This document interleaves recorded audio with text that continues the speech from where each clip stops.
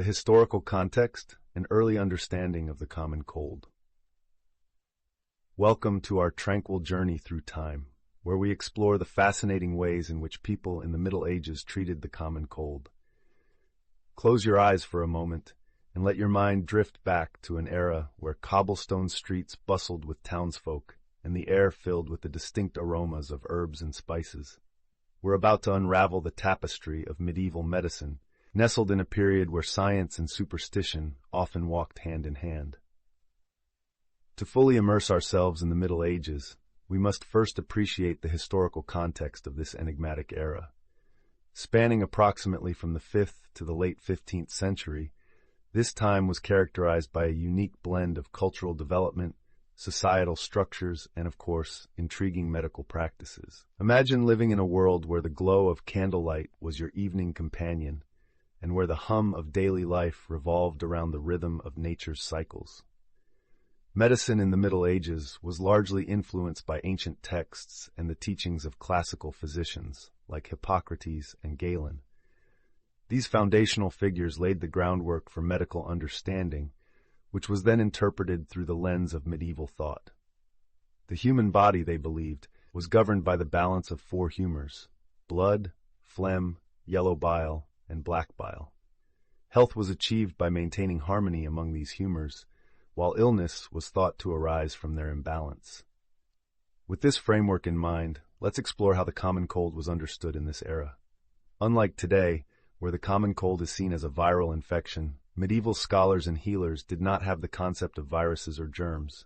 Instead, they attributed the symptoms of a cold to an excess of one of the humors, often phlegm, as its presence seemed to resonate with the sneezing, congestion, and overall respiratory discomfort that we associate with colds.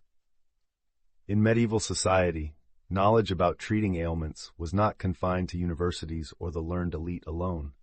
Rather, folk remedies and traditional practices were passed down through generations within families and communities. Picture a quaint village scene, where local healers and wise women, often referred to as cunning folk, blended knowledge of herbs and natural remedies to offer relief to those in need. Their understanding of nature's bounty was both practical and mystical, rooted in a deep connection with the land around them. Herbalism was a cornerstone of medieval medicine, and the treatment of the common cold often involved the use of readily available plants and herbs. Garlic, for instance, was a popular choice due to its warming properties and believed ability to ward off evil spirits.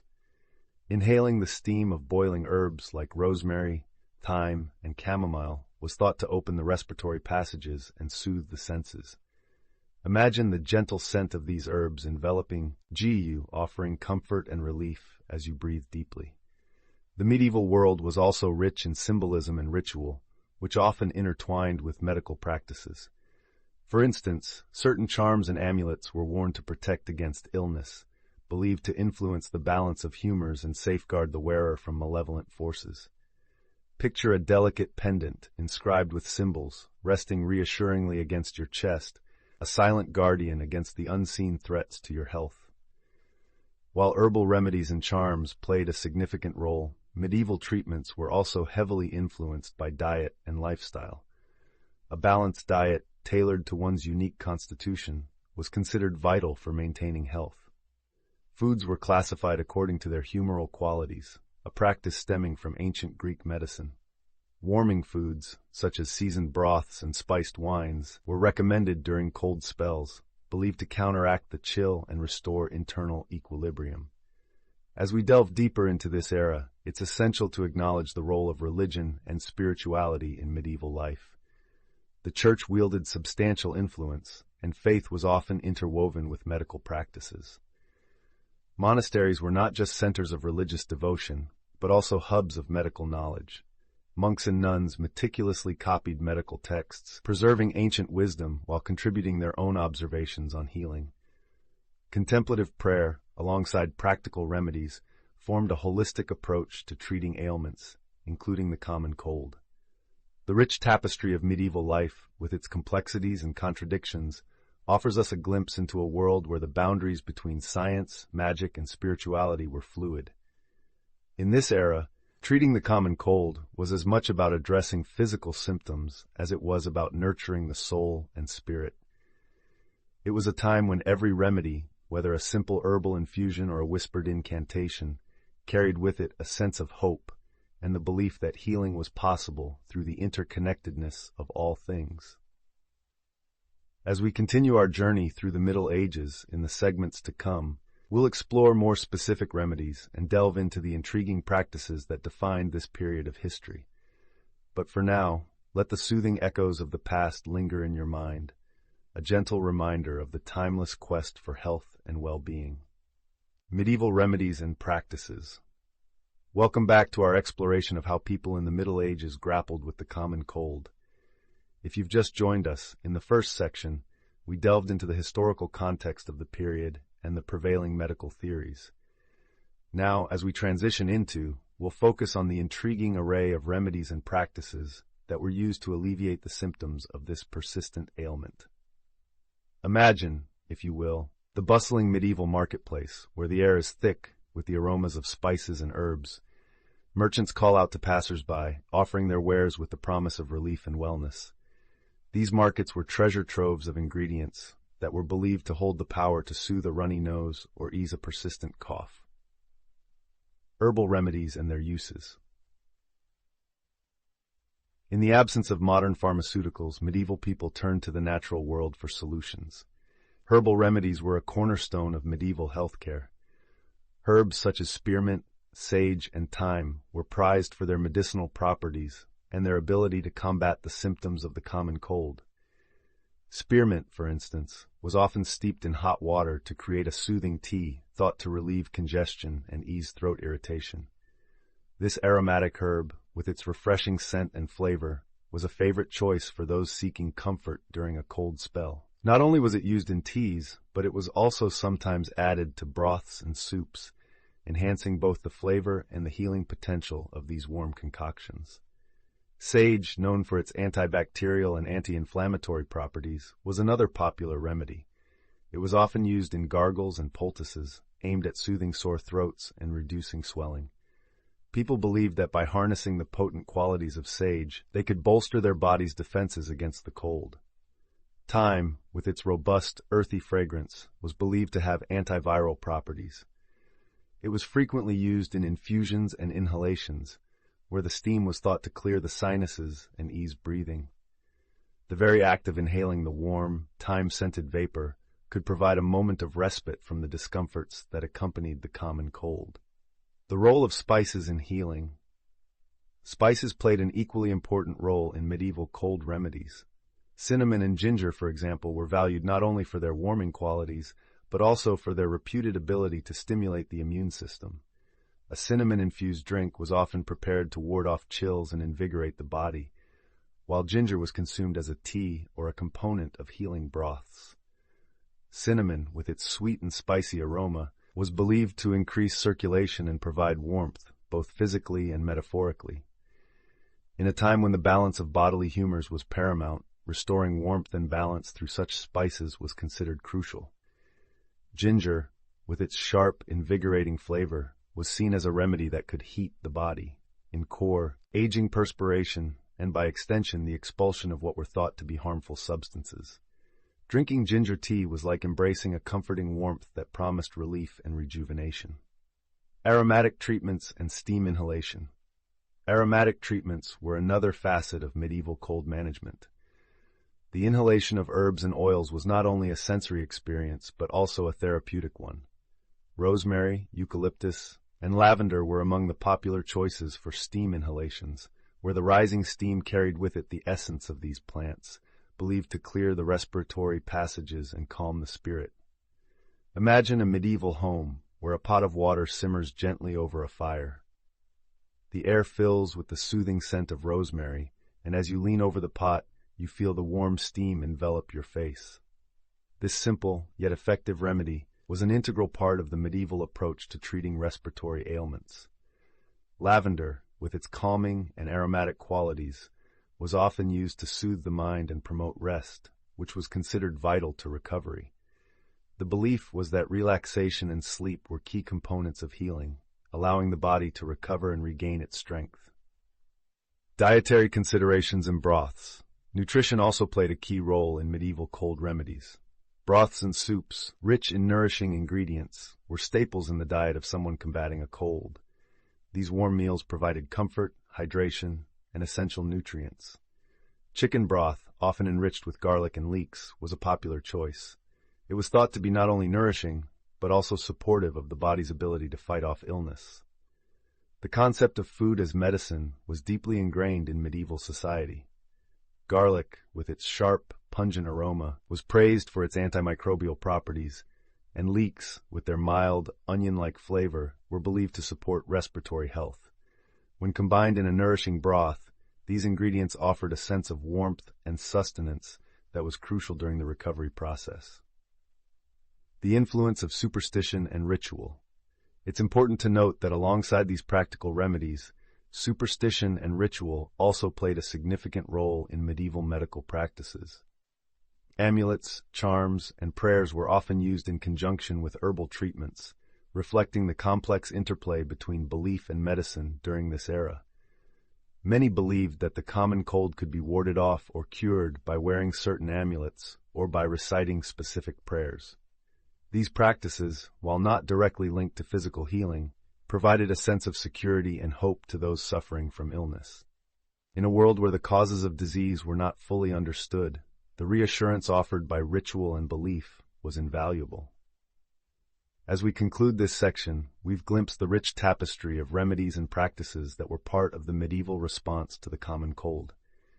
From the fragrant herbs and spices to the comforting warmth of broths and the solace of ritual, each element contributed to the holistic approach that characterized medieval medicine. In our next section, we'll explore how these practices evolved over time and what they tell us about the human quest for healing and comfort in the face of illness. Thank you for joining us on this journey through history. Until next time, may you find warmth and wellness in the simple, natural remedies around you. Medieval treatments and remedies. Imagine stepping into the shoes of someone living in the Middle Ages, a world vastly different from ours today. The knowledge of medicine was deeply intertwined with the spiritual and the mystical, and the common cold, a pervasive yet perplexing ailment, was no exception. As we delve into the medieval approach to treating the common cold, let's embark on a calming journey through time, where ancient practices meet the whispers of nature and the spiritual. In medieval Europe, the common cold was often perceived not just as a physical ailment, but as a reflection of an imbalance, either within the body or between oneself and the wider world. This belief was rooted in the humoral theory, inherited from ancient Greek and Roman thought, which dominated medical understanding for centuries. The body was thought to be governed by four humors: blood, phlegm, black bile, and yellow bile.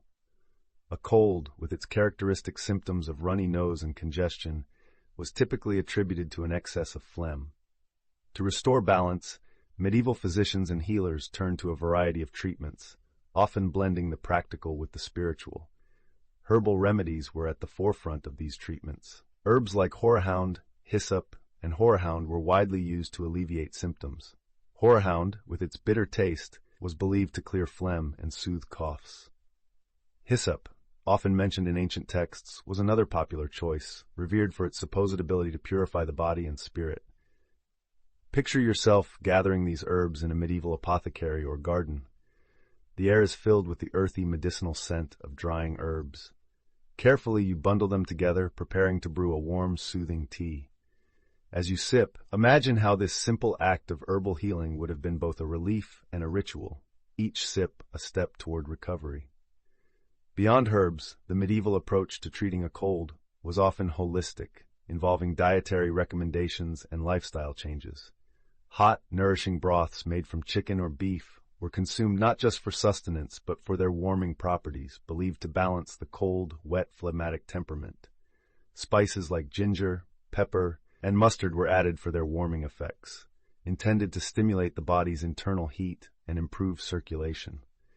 You can almost hear the gentle simmering of a pot over an open fire, the aroma of spices mingling with the rich scent of the broth.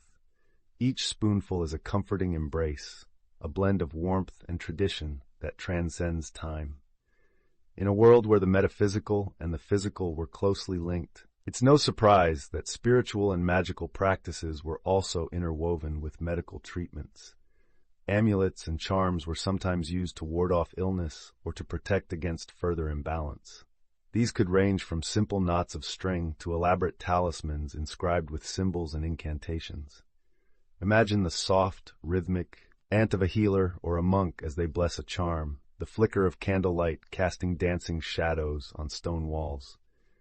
This ritual, though foreign to modern sensibilities, was a source of comfort and hope for those seeking healing. Moreover, the medieval mind often sought divine intervention in the face of illness. Prayers and pilgrimages to holy sites were common, as was the appeal to patron saints associated with healing, such as Saint Blaise or Saint Roch. The belief in the power of faith to cure or alleviate illness was deeply entrenched in the medieval psyche. You might find yourself kneeling in a quiet chapel, the scent of incense heavy in the air, offering a prayer for health and relief. The calmness of the sacred space, the soft murmuring of prayers, all contribute to a sense of peace and hope. It's fascinating to consider how these treatments, while seemingly primitive by today's standards, reflect a profound connection to nature and the divine, a holistic approach to health and wellness. The medieval understanding of the common cold, though limited by the scientific knowledge of the time, was rich in tradition and ingenuity. As we reflect on these practices, it's important to appreciate the context in which they were developed. Without the benefit of modern medicine, our medieval ancestors relied on a deep-seated understanding of their natural world and a strong belief in the power of the spiritual to guide them through illness. In today's world, where we have the luxury of modern medicine and scientific knowledge, we can still find value in the medieval approach to wellness. The emphasis on natural remedies, the holistic view of health, and the integration of mind, body, and spirit offer timeless insights. In a way, these age-old practices remind us of the importance of balance, the power of belief, and our enduring connection to the natural world. As we conclude this exploration into the treatments of the common cold in the Middle Ages, let the calm and simplicity of these historical practices inspire you to seek balance and harmony in your own life. Whether through the gentle art of herbal remedies, the warmth of a nourishing meal, or the serenity of a moment of reflection, the medieval world offers a serene reminder that health encompasses more than just the absence of illness. It is a state of being. The role of nature and spiritual beliefs. As we gently turn another page in the book of history, let's drift further into the realm of medieval remedies, exploring the interplay between the natural world and spiritual beliefs in treating the common cold. Picture yourself in a small, thatched-roof cottage nestled in the heart of the medieval countryside. The air is crisp, and the earthy scent of rain-soaked soil lingers in the cool morning breeze. Here, beneath the vast open sky, medieval people found solace and healing in both the tangible and the intangible.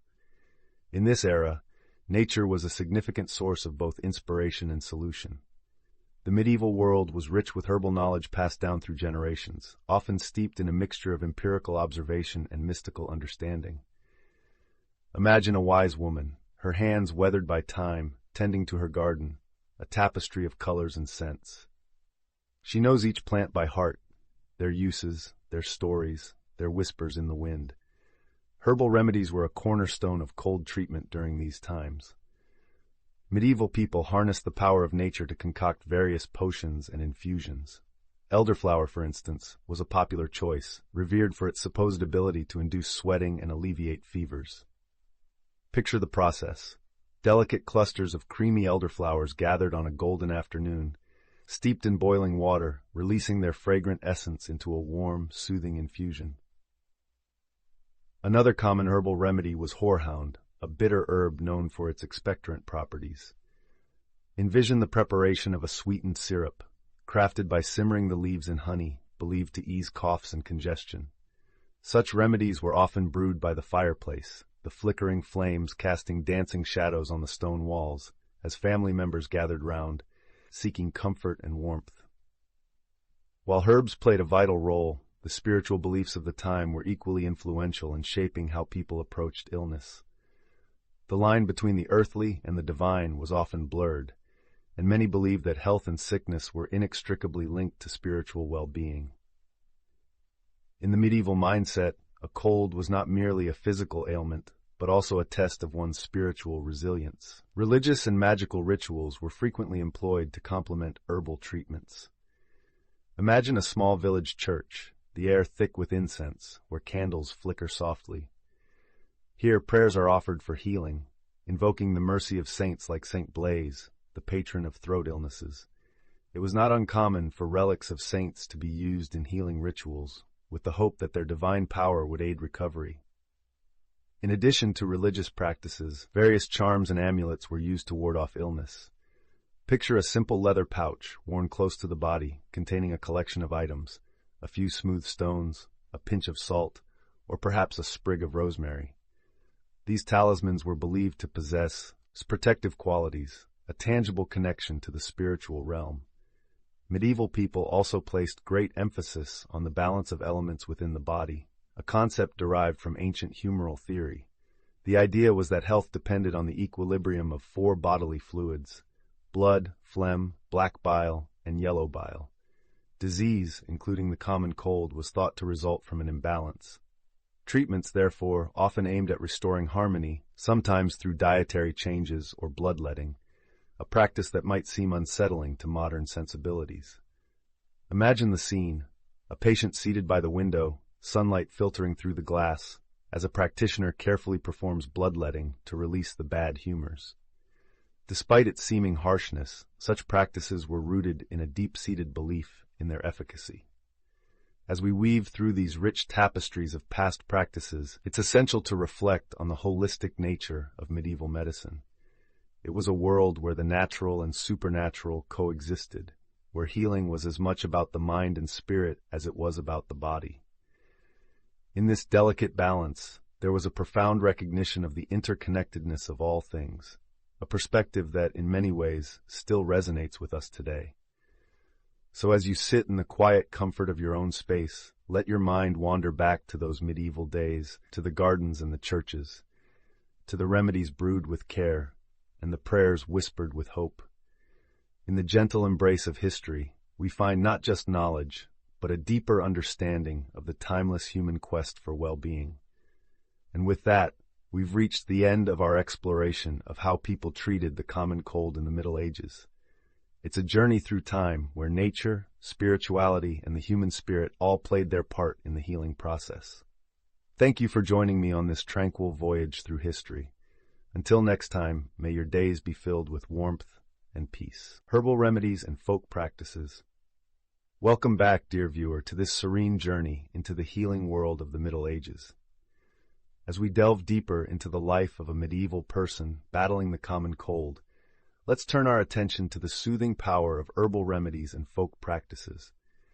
Imagine yourself wrapped in the warmth and safety of a rustic cottage, surrounded by the earthy aroma of drying herbs hanging from wooden beams overhead.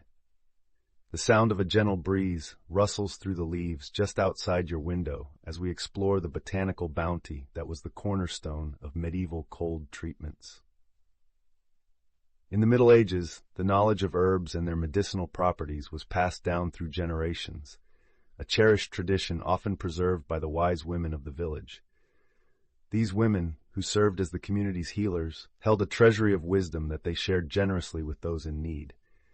The practice of using herbs was grounded in the humoral theory of medicine, which sought to balance the body's humors through natural means. Let's start with one of the most beloved herbs of the time: elderberry. Esteemed for its ability to ward off illness, elderberry was often made into a soothing syrup or cordial. Our medieval ancestors believed that sipping elderberry concoctions helped to boost the immune system, fighting off the chill of a lingering cold. Picture yourself sipping a warm mug of elderberry tea, the rich, dark liquid offering comfort and relief. Another staple in the medieval herbalist's arsenal was horehound, a bitter herb believed to help clear congestion and ease coughing. Horehound was often brewed into a tea or boiled with honey to create a thick syrup. Imagine the earthy, slightly bitter taste, balanced by the sweetness of honey, as a spoonful of this syrup coats your throat, providing relief from the nagging cough that accompanies a cold. Garlic, with its pungent aroma and potent antibacterial properties, was a favorite among medieval healers as well. Often referred to as the poor man's treacle, garlic was used to create a variety of remedies. Picture a remedy where fresh garlic is crushed into a paste and mixed with vinegar, the sharp, tangy concoction used to fortify the body against the cold's unwelcome grasp. Perhaps the strong aroma fills the air, a testament to its powerful healing potential. Thyme, a humble yet potent herb, was believed to help alleviate symptoms of the cold, such as sore throats and congestion. A thyme-infused steam inhalation was a popular practice, providing relief as you breathed in the aromatic vapors. Imagine yourself draping a cloth over your head, leaning over a steaming bowl of thyme-infused water. The steam rises gently, opening your sinuses and soothing your throat with each breath. Folk practices also played a significant role in medieval cold treatment. One such practice involved the use of onions, believed to absorb illness and purify the air. Picture a sliced onion, placed by your bedside, its layers slowly drawing out the impurities that ail you as you drift off to sleep. This simple yet comforting tradition was one of many that connected medieval people to the natural world around them. Let's not forget the power of honey, nature's sweet gift, often used in combination with various herbs. Honey's soothing properties and natural sweetness made it a popular ingredient in many remedies. Envision a warm honey and lemon infusion, perhaps with a touch of ginger, a comforting elixir that coats your throat and warms your body from within. In the medieval mindset, these herbal and folk remedies were more than just treatments. They were a way of life, intertwined with the rhythms of nature and the wisdom of past generations. This holistic approach to healing emphasized the importance of balance, harmony between the body, the natural world, and the cosmos. As we reflect on these practices, it's important to recognize that while some have been supported by modern science, others remain steeped in tradition. The beauty of these medieval methods lies in their simplicity and their connection to the earth, a gentle reminder of a time when healing was as much about nurturing the spirit as it was about curing the body. As our exploration of medieval cold treatments draws to a close, we are reminded of the resilience and resourcefulness of those who came before us. These herbal remedies and folk practices are a testament to their enduring legacy, offering us a glimpse into a world where healing was a communal endeavor, grounded in the rich tapestry of nature. Thank you for joining us on this tranquil journey through the medieval world of cold remedies. We hope this exploration has offered you a sense of connection to the past, and perhaps even inspired a deeper appreciation for the natural remedies that continue to heal and comfort us today. Until next time, may you find peace and warmth in the simple joys of life. Awaiting continue. Herbal remedies and folk wisdom. Welcome back to our exploration of how people in the Middle Ages treated the common cold. In this section, we're diving into the fascinating world of herbal remedies and the folk wisdom that guided medieval healers in their quest to alleviate the discomforts of the common cold. Picture yourself in a small medieval village. The air is crisp and the scent of burning wood fills your nostrils as smoke curls lazily from cottage chimneys. It's a time long before the convenience of modern pharmaceuticals, where the knowledge of nature's bounty was paramount. As you walk down the cobblestone path, you might see a healer tending to their garden. This is the heart of medieval medicine, the humble yet potent herb. Herbal remedies were at the core of medieval healthcare, and healers, often referred to as wise women or cunning men, relied on an array of plants to treat various ailments, including the common cold.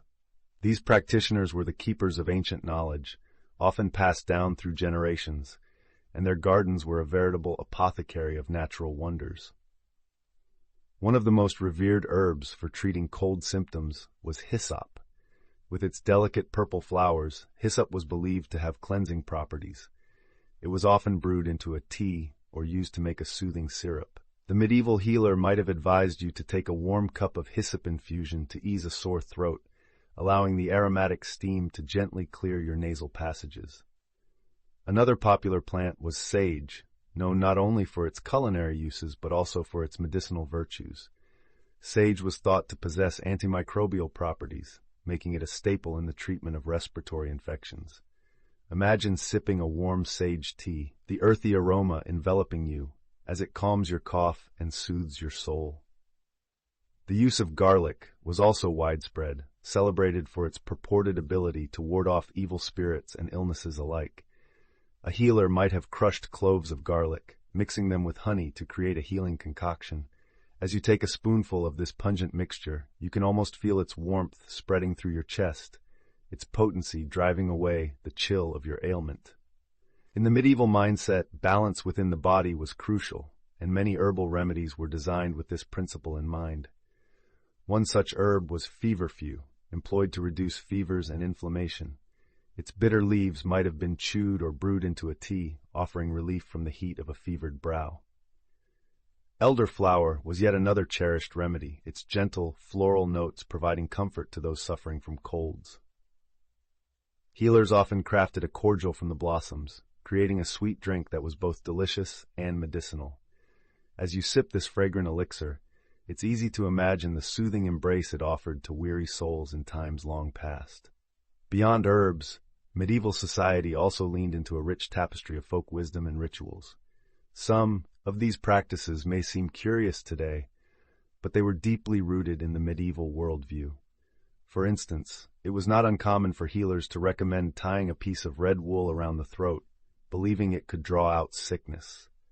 The color red, vibrant and lively, was thought to carry protective properties, warding off the malevolent forces that might exacerbate illness. Another intriguing practice involved the use of medicinal amulets, often crafted from stones or metals believed to possess healing powers. Imagine wearing a small charm around your neck, a talisman against the chill of the common cold, imbued with the hope and faith of its creator. These remedies and beliefs illustrate a time when medicine was a blend of practical knowledge and mystical thought, where the lines between science and spirituality blurred in the face of the mysterious forces of nature. In this world, healers and their patients shared a profound connection with the earth, drawing upon its bounty with reverence and hope. As you reflect on these practices, you might find a sense of appreciation for the ingenuity and resilience of medieval societies. Their reliance on the natural world, coupled with a rich tradition of oral knowledge, speaks to a deep understanding of their environment and a commitment to caring for one another in times of need. In these quiet moments of contemplation, you may find yourself inspired to explore the natural remedies available to us today. While modern medicine has made incredible advancements, the wisdom of the past still holds a place in our hearts, reminding us of the beauty and complexity of the natural world. As we conclude this section, let us carry forward the spirit of exploration and wonder, embracing the rich tapestry of history that continues to shape our understanding of health and healing. Thank you for joining us on this journey through time, where the whispers of the past echo gently in our modern lives, the community's role in healing. Imagine stepping back into the bustling streets and humble homes of the Middle Ages, where community was not just a word, but a way of life. It was a tapestry woven with threads of shared experiences, mutual aid, and collective resilience. When it came to treating the common cold, this communal spirit played an invaluable role, embodying the essence of human connection and shared survival. In those times, the lines between personal and communal were beautifully blurred. The community was a sanctuary where knowledge and resources were pooled and freely shared. When someone in the village caught a cold, it was not merely an individual struggle. It was a rallying call for the community to come together, offering support and remedies drawn from centuries of folk wisdom. Picture yourself leisurely walking through a medieval village, hearing the comforting clatter of carts against cobblestone streets. The air is filled with the scent of fresh herbs drying in the sun, hung from the rafters of timber-framed houses. These herbs were not just decorations. They were carefully chosen medicinal plants, passed down through generations of wise women and healers. In many communities, the apothecary or local herbalist was a revered figure, a keeper of the earth's secrets. Villagers would seek their advice when plagued by the sniffles or a persistent cough, The herbalist, with a deep understanding of plants' medicinal properties, would prepare concoctions using ingredients like elderberry, a natural immune booster, or horehound, known to soothe sore throats and coughs. But the community's role extended beyond physical remedies. Medieval villages were tight-knit, and this closeness fostered an environment where emotional and spiritual support was just as crucial. A neighbor might visit, offering a warm broth made from healing herbs and spices, a simple yet powerful gesture of care that provided comfort beyond its nutritional value.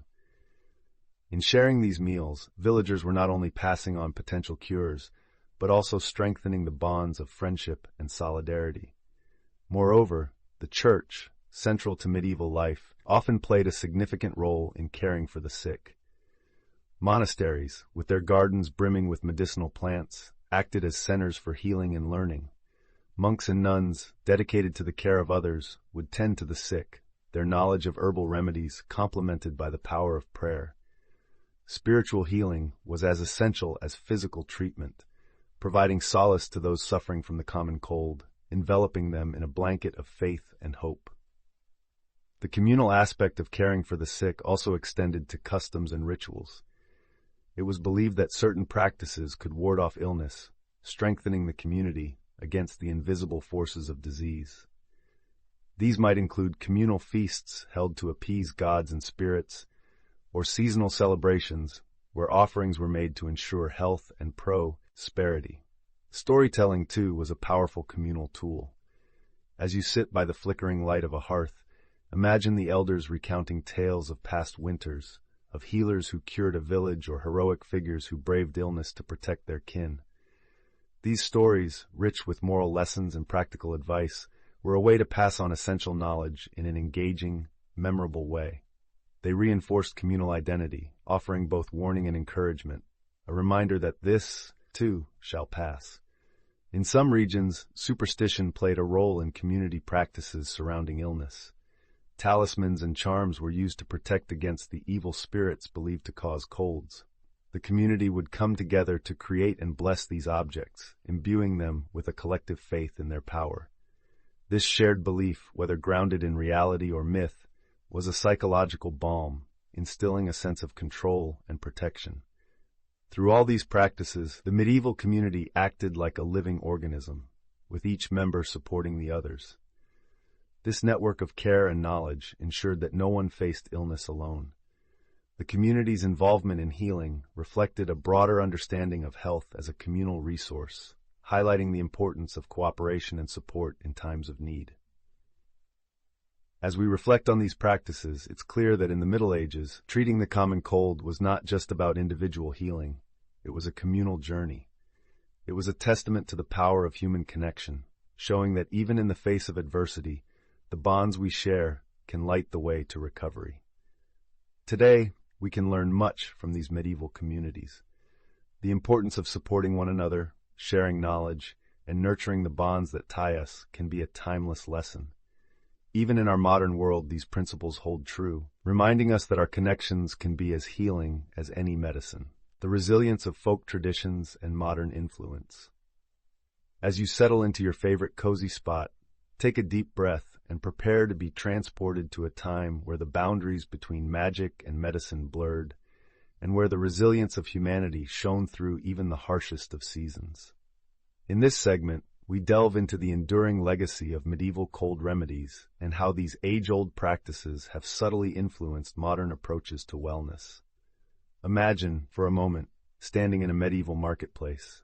The air is crisp and full of chatter, merchants calling out to potential customers, while the tantalizing aroma of freshly baked bread wafts through the chilly air. Among the bustle, a herb seller proudly displays her collection of dried plants, each bundle promising relief from the nagging symptoms of the common cold. This scene, rich in tradition and human connection, provides a window into how communities cherished their folk remedies, passing them down through generations with reverent care. Folk medicine in the Middle Ages was steeped in the belief that the earth provided everything needed to heal its inhabitants. Herbalism wasn't just about treating symptoms. It was an art, a meticulous craft that required an understanding of the properties and potentialities of each plant. Although some medieval remedies were based on superstition or trial and error, many relied on a practical understanding of herbal efficacy that would eventually be validated by modern science. One such example is the humble elderberry. Throughout the Middle Ages, elderberry was believed to possess magical properties, capable of warding off evil spirits and illnesses alike. People would create syrups and teas from its berries and flowers, using these concoctions as both preventive measures and treatments for colds. Today, elderberry is celebrated for its antioxidant-rich properties and potential immune-boosting benefits, a testament to the enduring wisdom of medieval herbalists. Another fascinating remedy that has survived the test of time is the use of honey. In the Middle Ages, honey was treasured not only for its sweetness, but also for its versatile therapeutic applications. Medieval practitioners would often mix honey with herbal infusions or warm water to soothe sore throats and tame persistent coughs. This simple yet effective remedy is still a staple in many households today, especially during the colder months when colds and flus are most rampant. But the influence of medieval cold remedies doesn't stop at these well-known examples. The concept of holistic healing, which was integral to medieval medicine, has seen a resurgence in modern wellness practices. The idea that a balanced lifestyle, encompassing diet, exercise, and mental well-being, can bolster immunity and prevent illness is a principle that echoes the comprehensive approach of medieval healers. For instance, the medieval emphasis on warmth and rest during illness is mirrored in contemporary advice to take it easy and keep warm when battling a cold. This advice was rooted in the belief that a cozy, comfortable environment would provide the body the best chance to heal itself, an understanding that aligns with modern science, which acknowledges the role of stress reduction and rest in recovery from illness. Moreover, the diet-based remedies of the Middle Ages, such as chicken broth, emphasize the nurturing qualities of food. Though the medieval version of chicken broth might have differed slightly from the comforting soup we know today, the core belief in its restorative powers remains unwavering. Rich in nutrients and easy to digest, chicken broth serves as an enduring symbol of culinary medicine's capacity to heal and comfort. In addition to these herbal and dietary remedies, medieval practices like steam inhalation have found their way into modern respiratory therapy. The simple act of breathing in steam, infused with herbs or essential oils, was believed to clear congested airways and provide relief from the dreaded cold. Today, steam inhalation is often recommended for similar purposes, proving that some remedies, regardless of their antiquity, are timeless in their effectiveness. However, while many medieval practices have survived into modern times, it's important to acknowledge the limitations and misconceptions of the era. Not all remedies were effective or safe by today's standards, and some were based on erroneous theories about the human body. Nonetheless, the resilience and adaptability of folk traditions underscore a profound human instinct to seek connection with nature and to harness its resources for healing. As you reflect on the medieval practices explored in this journey, consider how these age-old traditions continue to shape our present-day understanding of health and wellness. The resilience of folk remedies and their enduring influence invite us to appreciate the wisdom embedded in history, while also encouraging a thoughtful integration of the past with the insights of modern science.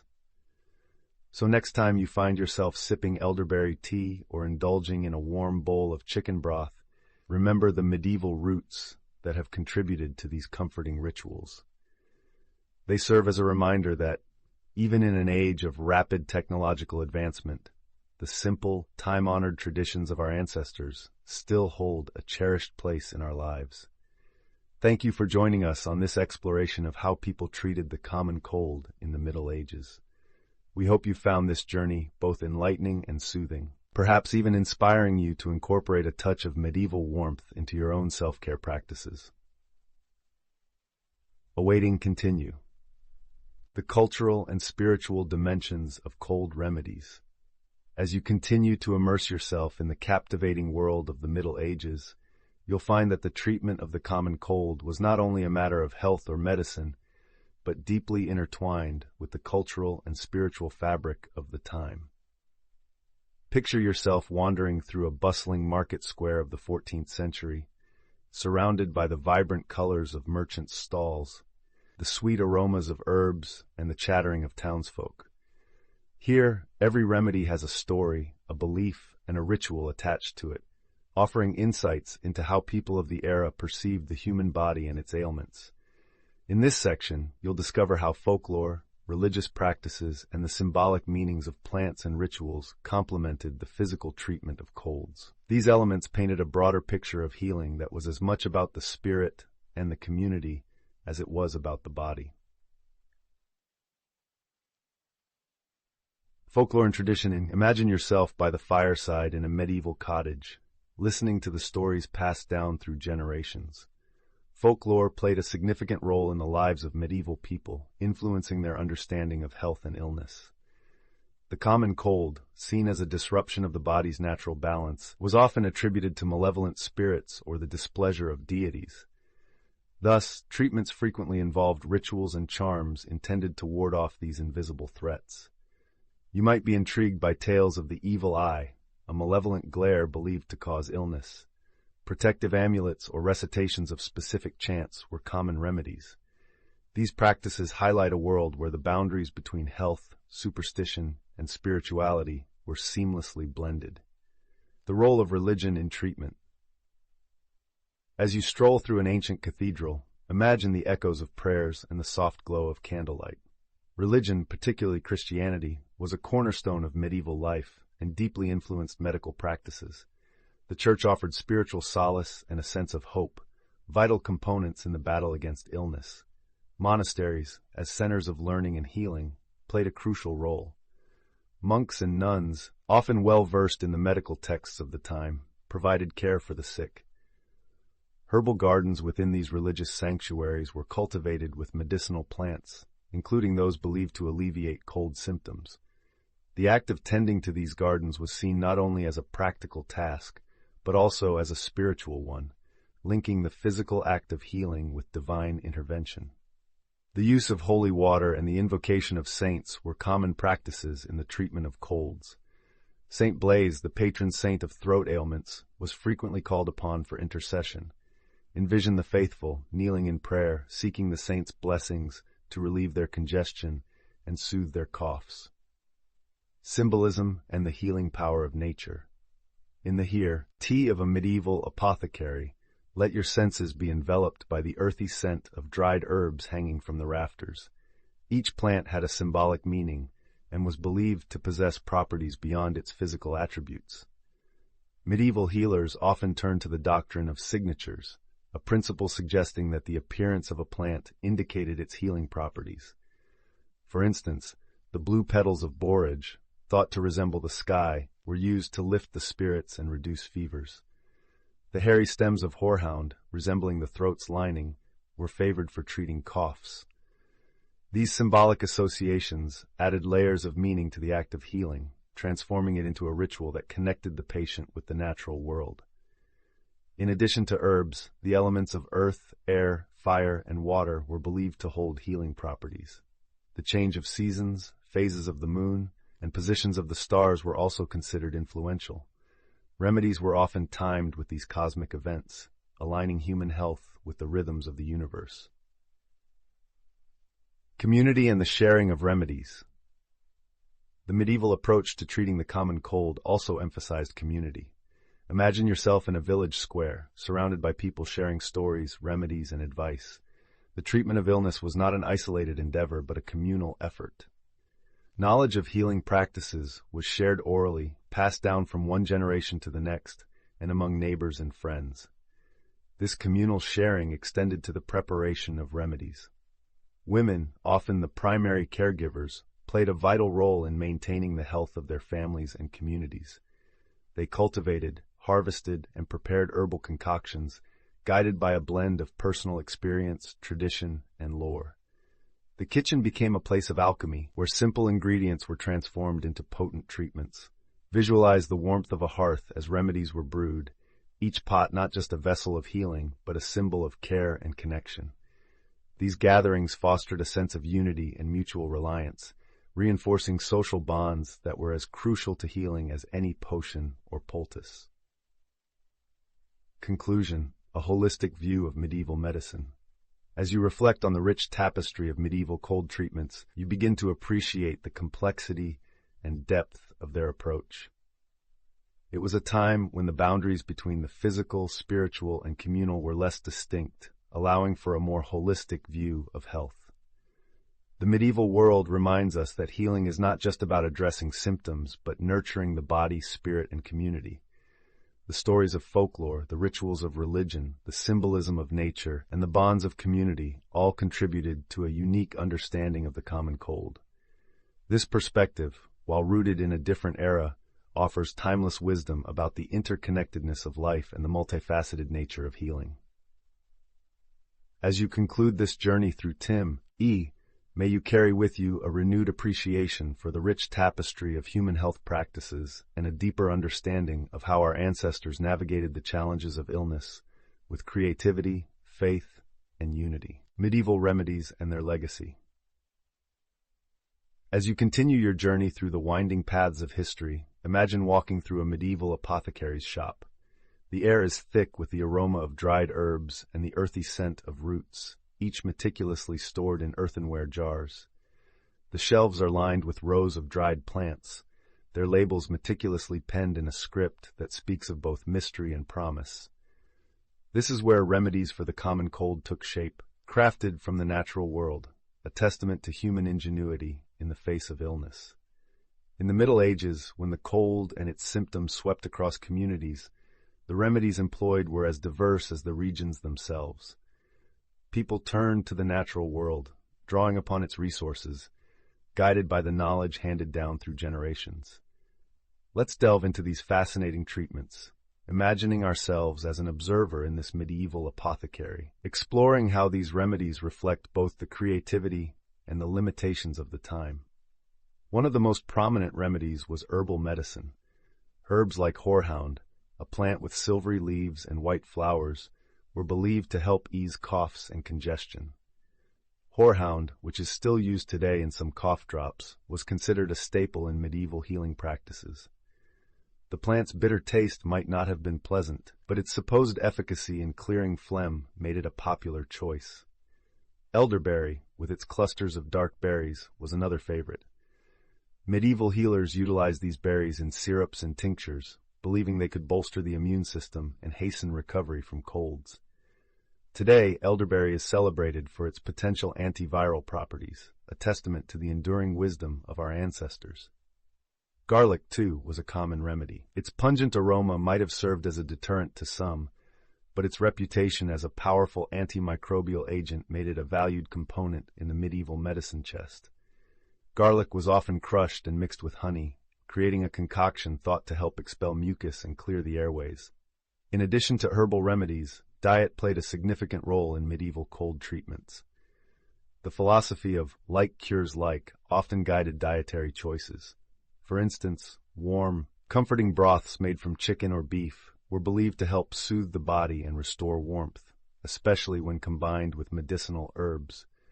These broths bear a striking resemblance to the chicken soup that remains a popular comfort food for the sick today.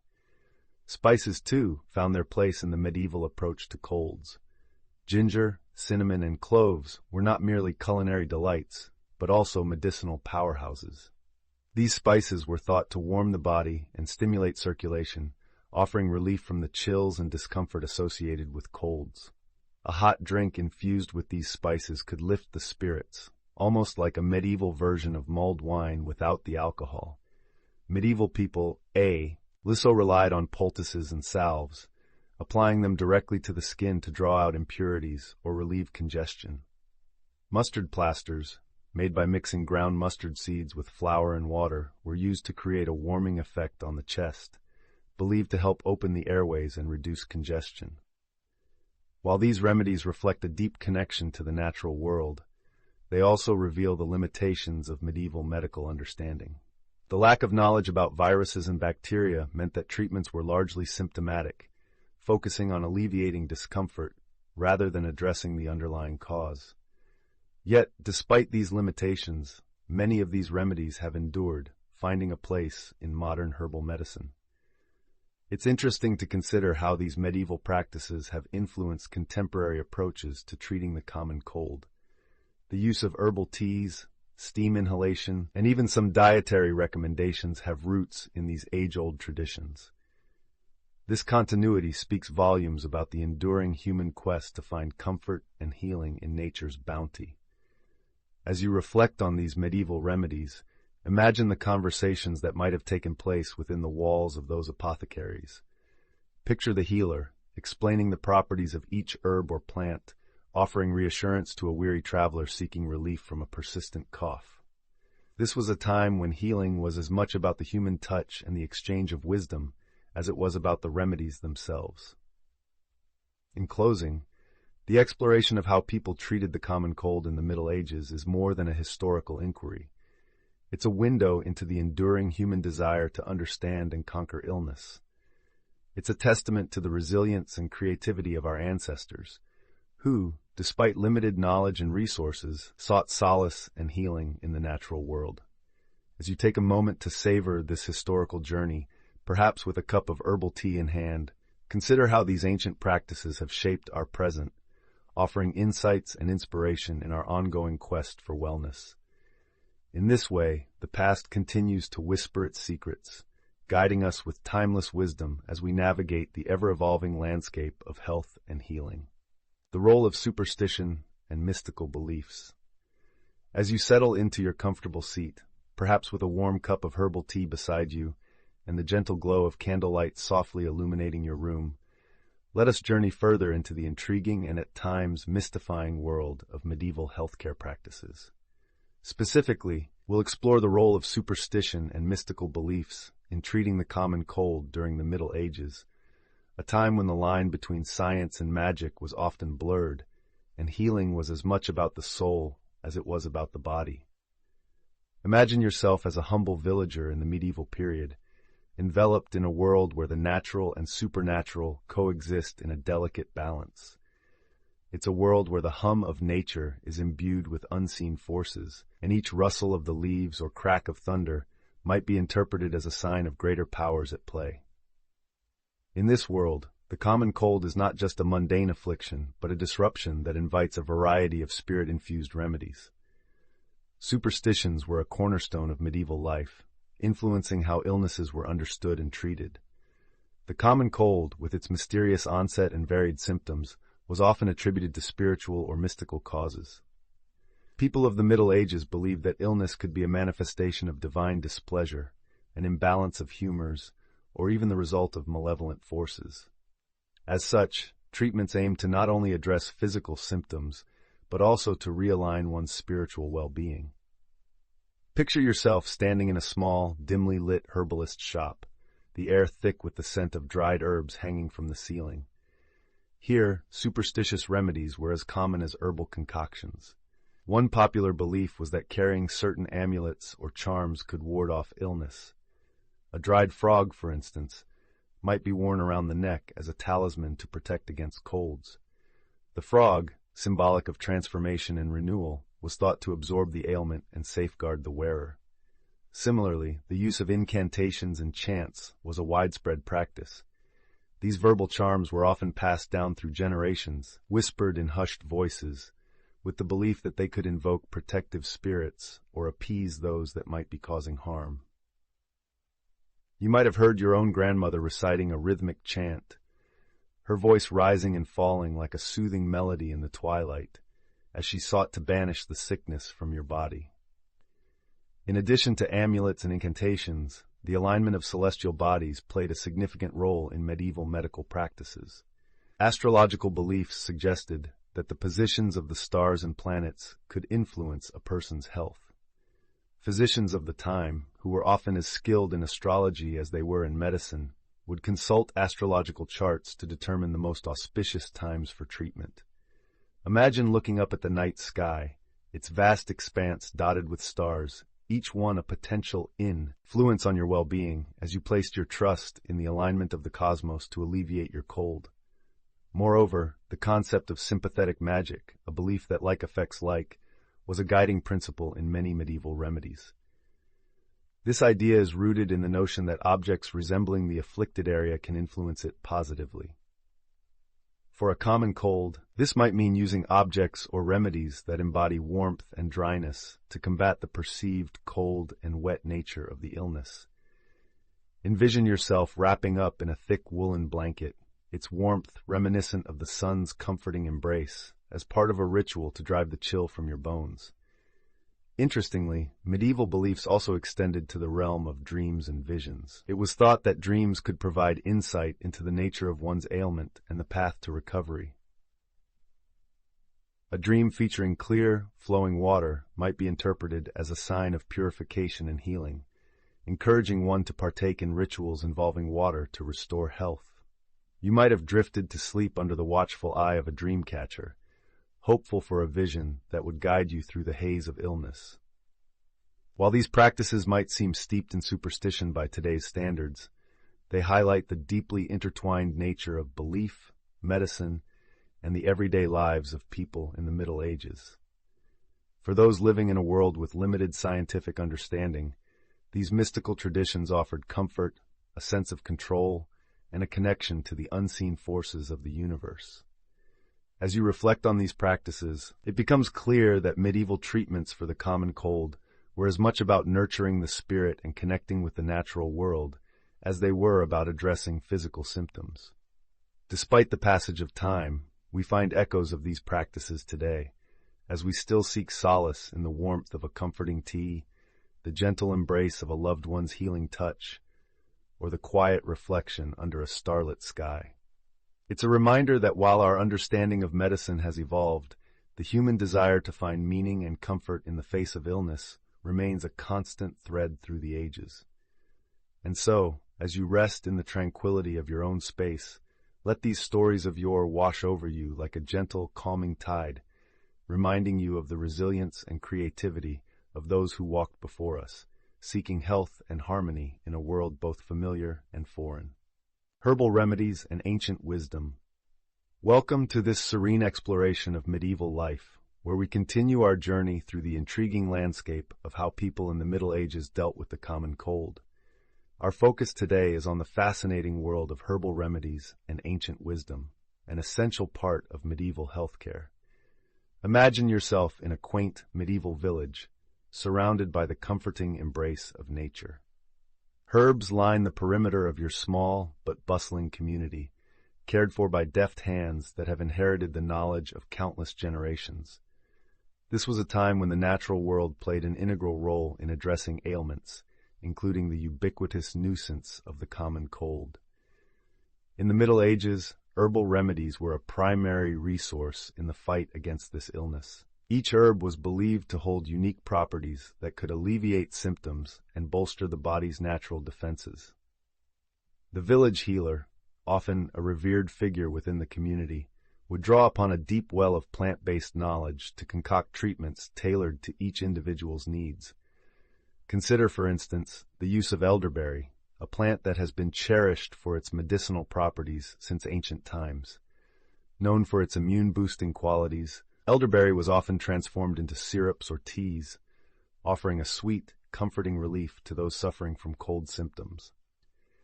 Its dark berries were thought to chase away the shadows of illness, offering a glimmer of well-being in gloomy times. Now, let's wander down a path lined with mint, its invigorating scent cutting through the air. Mint was another favored remedy, often prepared as a soothing tea to relieve congestion and ease breathing. The refreshing essence of mint was not only valued for its physical benefits, but also for its ability to uplift the spirits, a crucial component in the holistic approach to health practiced by medieval healers. Garlic, too, was a staple in the medieval apothecary, prized for its potent antimicrobial properties. Medieval people believed that consuming garlic could ward off not only colds, but also more sinister afflictions. Its robust flavor might have been a challenge for some tastes, but its health benefits were undeniable, making it an essential weapon in the fight against illness. The gentle chamomile flower comes to mind next. Known for its calming effects, chamomile was often used to brew a tea that soothed sore throats and calmed the nervous system. In an era where the stresses of daily life could weigh heavily, The comforting embrace of a warm chamomile brew offered respite not only for the body, but for the soul. Exploring further, we encounter the prolific sage plant, whose leaves were believed to harbor powerful healing properties. Sage was often employed in the form of a warm, aromatic infusion, thought to cleanse the body of impurities and invigorate the spirit. Its use in combating colds was widespread, a testament to the trust placed in this humble yet formidable herb. Of course, our medieval ancestors did not rely solely on herbs. The concept of balance played a critical role in medicine during this period, influenced by the ancient Greek theory of the four humors: blood, phlegm, black bile, and yellow bile. According to this theory, illness was the result of an imbalance among these humors, and restoring equilibrium was key to recovery. Thus, in addition to herbal remedies, dietary adjustments were often recommended. Foods considered hot or cold were prescribed based on the patient's symptoms and perceived imbalances. For instance, warm broths and stews might be suggested to counteract the chill of a cold, providing both physical warmth and nutritional support. This holistic approach extended beyond the physical to encompass spiritual and emotional well-being. Medieval healers understood that a positive outlook and a peaceful mind could significantly impact one's recovery. Prayers and charms were commonly used alongside herbal treatments, reflecting the deeply intertwined nature of faith and medicine during this time. As we draw this section to a close, let's take a moment to appreciate the remarkable resilience and resourcefulness of people in the Middle Ages. In the face of limited scientific understanding and challenging living conditions, they employed a rich tapestry of herbal knowledge and ancient wisdom to combat the common cold. By immersing ourselves in this world, we gain not only a deeper understanding of medieval medical practices, but also a renewed appreciation for the natural remedies that continue to support our health today. In our modern lives, with all its conveniences, there is much we can learn from the simplicity and harmony that defined medieval healing practices. Thank you for joining us on this journey into the past. We hope it has been as enlightening for you as it has been for us, and we look forward to exploring more fascinating topics together in future episodes. Until then, take a deep breath, find your own balance, and embrace the gentle wisdom that nature offers. Word waiting, continue. As you continue your journey through the annals of time, exploring the rich tapestry of medieval medical practices, it's fascinating to delve into the unique and sometimes extraordinary ways in which people of the Middle Ages treated the common cold. Imagine yourself as an observer in a bustling marketplace, the lively chatter of merchants and townsfolk surrounding you. The air is a medley of aromas, herbs, spices, and the faint scent of smoke from a nearby cauldron. It's within this vibrant scene that we uncover the remedies and beliefs that shaped the medieval approach to combating the sniffles and sneezes of the common cold. In the Middle Ages, the understanding of illness was deeply entwined with the prevailing medical philosophy of humoral theory. This theory, rooted in ancient Greek medicine, proposed that the human body was governed by four humors: blood, phlegm, black bile, and yellow bile. Each humor was associated with specific bodily fluids and was thought to be influenced by the elements of earth, water, air, and fire. A delicate balance among these humors was believed to be essential for good health, and any imbalance could result in illness. Thus, treating a cold often involved efforts to restore this elusive equilibrium. Imagine a medieval apothecary, its wooden shelves lined with an array of jars and containers filled with various concoctions. Here, the apothecary would skillfully blend ingredients to create remedies aimed at correcting humoral imbalances. For a cold, which was thought to be caused by an excess of phlegm, remedies were crafted to expel this unwelcome humor from the body.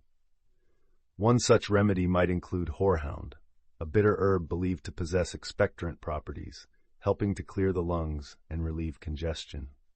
As you wander further into the apothecary, you notice a mortar and pestle, clearly well used. This humble tool was essential for grinding and mixing ingredients, a crucial step in preparing medieval medicines. The rhythmic sound of grinding echoes in the space, a reminder of the careful craftsmanship involved in creating each remedy. Alongside horehound, other herbs such as hyssop and thyme were often used for their purported ability to warm the body and counteract the chill of a cold, in keeping with the humoral theory. In addition to herbal remedies, medieval treatment of colds often involved dietary adjustments. Reflect on the role of food not just as sustenance, but as a vital component of medicinal practice. Warm broths, perhaps infused with garlic and onions, were commonly prescribed for their nourishing qualities and believed ability to bolster the body's natural defenses. Garlic, with its pungent aroma and reputed antimicrobial properties, was a particularly popular choice, thought to ward off illness and promote overall well-being. Picture yourself seated at a long wooden table in a medieval home, a bowl of steaming broth before you. The warmth of the broth offers comfort, a soothing balm against the chill of the illness. As you take in the scene, it's easy to see how such simple, hearty meals served not only to nourish, but also to provide a sense of connection and comfort, essential for recovery. The medieval approach to treating a cold also included a spiritual dimension. The belief in divine intervention and the power of prayer was an integral part of daily life. As you wander through a medieval village, you might encounter a small chapel, its doors open to those seeking solace and healing. Within, the soft glow of candlelight illuminates the space, casting a warm glow on the faces of those gathered in prayer. Prayer and religious rites were often invoked as part of the healing process, reflecting the belief that illness could be both a physical and spiritual affliction. The invocation of saints, particularly those associated with healing, was a common practice.